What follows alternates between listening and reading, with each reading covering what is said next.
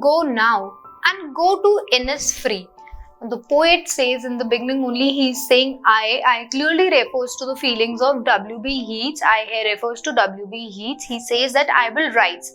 Now I will arise one day. He will just get up and just go to this beautiful place that is INNISFREE. So he says that one day I'll just get up and go to this place, and what he's going to do over there, he's going there and making forever he would actually go and shift over, move to that place and make his small little house over there. And a small cabin built there of clay and wattles made, 9 beans row will I have there, a hive for the honey bee, and live alone in the bee-loud glade. So he says that one day he will just wake up and go to this beautiful place and build a very small cabin over there. Okay, cabin is just like 4 walls. He would just build a 4 walls structure over there which would be made up of clay. Okay, clay, you know it is very well. Okay, so he'll be making it of clay and wattles. Now wattles is kind of stick. Okay, it could be bamboo stick. It is something which is made up of wood. So he says that he would actually build this kind of very normal house which is not at all fancy and a very simple, which is very close to environment, house of clay which will have wooden sticks upon it. And as he would be very hungry also, because he will not be having a lot of food and everything over there, so he would be growing 9 bean rows. Bean, you all know, it is a kind of food.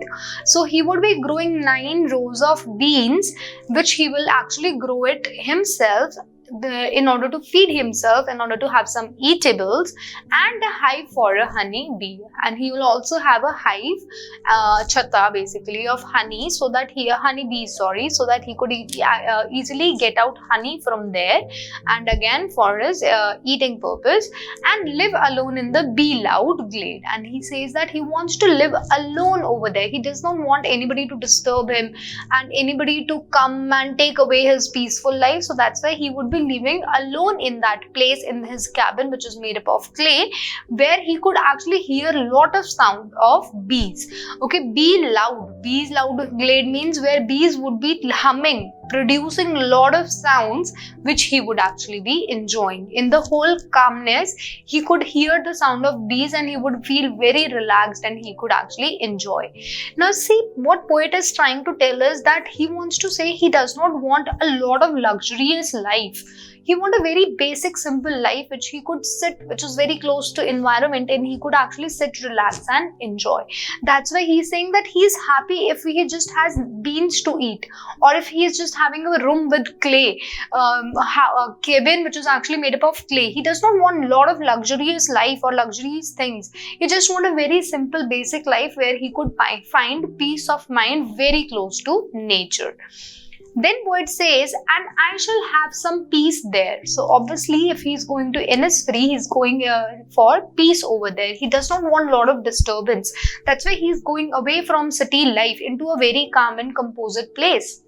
For peace comes dropping slow. Now this is very important. Peace is not something that you can get in a jiffy, right? Ekdam se aap bolo peace mil raha hai. Peace will not come on a platter and somebody will serve you. No. Peace is something that comes very slowly to you. Okay, if you sit calmly, if you just relax, and if you do not think of any other thing, if you're just relaxing at the place where you are right now, that's how you attain peace. So peace is something that comes very slowly, dropping from the wheels of the morning to where the cricket sings. Now he is saying for him, what is peace? For him, peace is something that is happening in the environment, and when you're noticing all the little things of the environment, that's where he actually gets peace. So he says when he would wake up, he would see at the sky, and the sky would actually be dropping the wheels. Now wheel is actually ghungat as we say it. So he says that the sky would actually be turning. The shades of the sky would actually be turning, and he would feel that the sky is taking some sort of cover on its face, and the sky is also changing. And when the colors of the sky would change from morning, the sky would look little shady types of, not clear, something unclear sky. And then as soon as the afternoon would come and then evening would come, the sun is setting, the sky is turning a little bit purple. So that thing would actually give him a lot of pleasure. Then he says, and he would also get a lot of tranquility and pleasure and peace from the singing of cricket. Now, cricket is a very small insect who sings continuously in the summers. A lot of sound is produced, and which now, if you see it, otherwise the sound of cricket is sometimes very annoying. But here poet is saying he would find peace even in the singing of cricket. So he wants such a calm environment where he could listen to the singing of cricket and he could actually enjoy it.